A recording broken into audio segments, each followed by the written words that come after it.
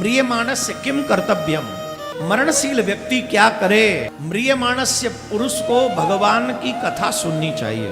जीवन मिला है कृष्ण प्राप्ति के लिए। आजकल तथा कथित कुछ समाज सेवी भारतीय संस्कृति पर टूट पड़ रहे हैं। वो कह रहे हैं मृत्यु भोज बंद होना चाहिए। उनका मकान चाहिए, उनकी दुकान चाहिए, उनकी गाड़ी चाहिए, उनके बैंक अकाउंट में पैसा सारा चाहिए, लेकिन वो मर गए, कोई विधान उनके लिए हम नहीं करना चाहते। वो कहते फालतू का खर्चा है। म्रियमाणस्य किम कर्तव्यम, मरणशील व्यक्ति क्या करे। अब कृपा करके बताइए हम मरेंगे कि नहीं।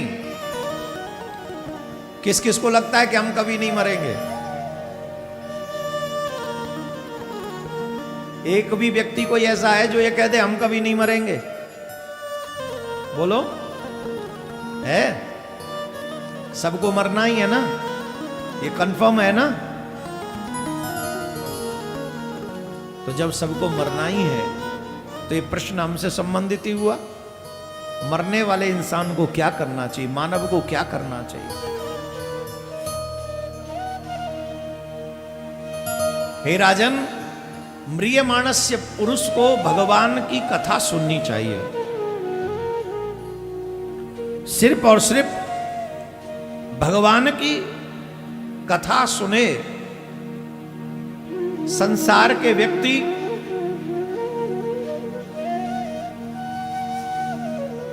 चार कामों में जीवन निकाल देते। ध्यान से सुनना। चार कार्य करते करते पूरा जीवन निकाल देते। चार काम में दो काम दिन के, दो काम रात के। कौन कौन से? दिन के काम सुनो, कमाना और खाना, ये दिन के दो काम है। कौन से काम है? कमाओ, हाय हाय हाय हाय हाय हाय करो, और खाओ, ये दिन के दो काम है। रात्रि के बोले संतान उत्पन्न करो और सो, ये रात के दो काम है। प्रजा के उत्थान, प्रजा के जन्म में लगा रहता है और सोता रहता है, ऐसे तो रात निकाल देता है। कमाओ और खाओ, इसमें पूरा दिन निकाल देता है। और इसीलिए कहते हैं ना, रात गमाई सोए के दिवस गमायो खाए, हीरा जन्म अनमोल था जो कौड़ी बदले जाए। पांचवा काम बता दो क्या किया। तुमसे पहले भी ऐसे ही जी रहे थे, तुम्हारे साथ भी ऐसे ही जी रहे हैं, तुम्हारे बाद भी लोग ऐसे ही जिएंगे।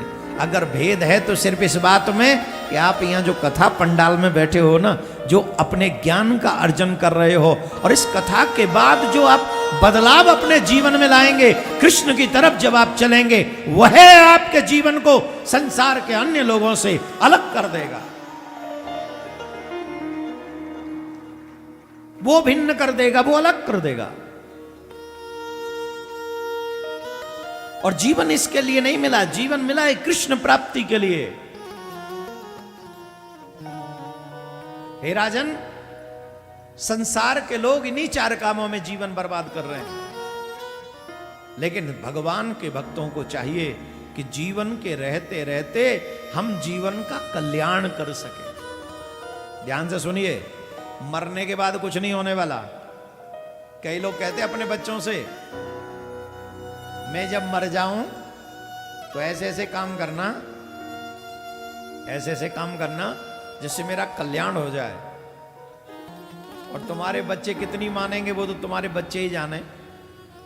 आजकल तो बच्चों को एक और शिक्षा दी जाती है, मृत्यु भोज बंद कर दो। और आजकल तो 3 दिन में ही सिलटा रहे हैं सब काम। अब दिल्ली वगैरह में तो होने लग गया है, आपके भोपाल में है कि नहीं है?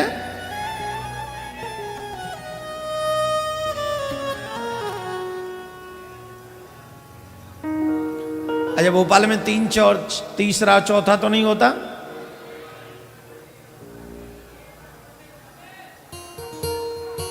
जो 1-8% है वही तो परसेंट बढ़ाएगा है। शुरुआत हो गई। हाँ, ये देखो कई लोग छिपाने का काम कर रहे थे जिससे बदनाम न हो हम।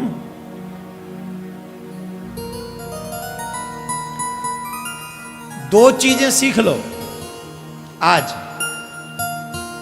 गरुड़ पुराण के अनुसार मरने वाले शरीर का अंतिम संस्कार अगर विधि विधान से नहीं हुआ तो उसका कल्याण नहीं हो सकता। दूसरा, आजकल तथा कथित कुछ समाज सेवी भारतीय संस्कृति पर टूट पड़ रहे हैं। वो कह रहे हैं मृत्यु भोज बंद होना चाहिए। कह रहे हैं कि नहीं? बोलो, बोले ये मृत्यु भोज बंद करो। अवश्य कर दो, हम आपसे सहमत हैं, इंकलाब जिंदाबाद। लेकिन किसी ने ये नहीं कहा कि मरने वाले की प्रॉपर्टी से भी हमें हाथ धो लेना चाहिए, हमें इसके लिए कुछ नहीं करना चाहिए। हमें मरने वाले की प्रॉपर्टी क्यों लेनी? हमें इसका घर क्यों लेना? हमें इसकी खेती क्यों लेनी? हमें इसकी गाड़ी क्यों? उस पे भी बोलो जरा, बोलो। उनका मकान चाहिए, उनकी दुकान चाहिए, उनकी गाड़ी चाहिए, उनके बैंक अकाउंट में पैसा सारा चाहिए, लेकिन वो मर गए, कोई विधान उनके लिए हम नहीं करना चाहते। वो कहती फालतू का खर्चा है। तेरे बाप का खर्चा जो दे के गया है उसके लिए हम इतना भी नहीं कर सकते? जो दे के गया है हमें। सुयोग्य बेटा किसको कहते हैं? ध्यान से सुनिएगा माय डियर, आपसे निवेदन है चर्चा घर में करना, यहां सिर्फ सुनो। सुयोग्य बेटा किसको कहते हैं? कोई भी गृहस्थी बेटा क्यों चाहता है? दो चीजों के लिए। पहला, कि वो पितृ ऋण से उऋण हो सके। दूसरा, जब वो मरे तो उसका अंतिम संस्कार विधि विधान से हो सके। इसके लिए बेटा चाहिए। और सुयोग्य बेटा वही होता है जो अपने माता अथवा पिता का अंतिम संस्कार विधि विधान से ही करे। मृत्यु भोज का अभिप्राय क्या है? मृत्यु भोज का अभिप्राय क्या है? जिस समय बेटा 12वें अथवा 13वें दिन मृत्यु भोज करता है, ग्राम के लोगों को, समाज के लोगों को जिमाता है, भूखे लोगों को भोजन कराता है, वो जितना भी अन्न औरों को खिलाता है उसका जो पुण्य है बेटे को नहीं लगता, वो दिवंगत आत्मा को लगता है। किसको लगता है? किसको लगता है? दिवंगत आत्मा को लगता है।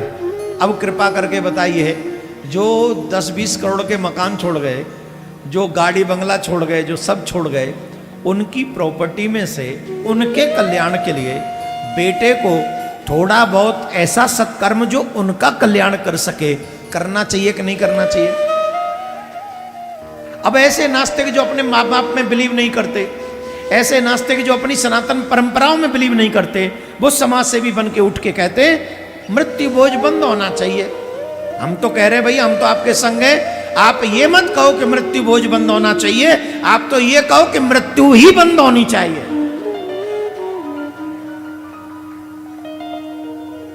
आप तो इस बात पे आंदोलन करो भगवान के आगे कि मृत्यु ही ना हो। हमारे ब्रज में कहते हैं न बाबा आवेगो और न घंटरिया बाजेगो, ये ठीक रहेगा। न मौत होगी न मृत्यु भोज होगा। रोक सकते हो मृत्यु को? तो हमें ऐसा कार्य नहीं करना चाहिए। हमें पितरों के लिए अवश्य श्रेष्ठ कर्म करना चाहिए। हे राजन, जिसकी मृत्यु नजदीक हो उसे भागवत कथा सुननी चाहिए। महाराज कृपा करके हमें भी सुनाओ। श्री सुखदेव जी महाराज ने राजा को देखकर, उनकी श्रद्धा को देखकर भागवत कथा कहना प्रारंभ किया। बोलो राधे राधे।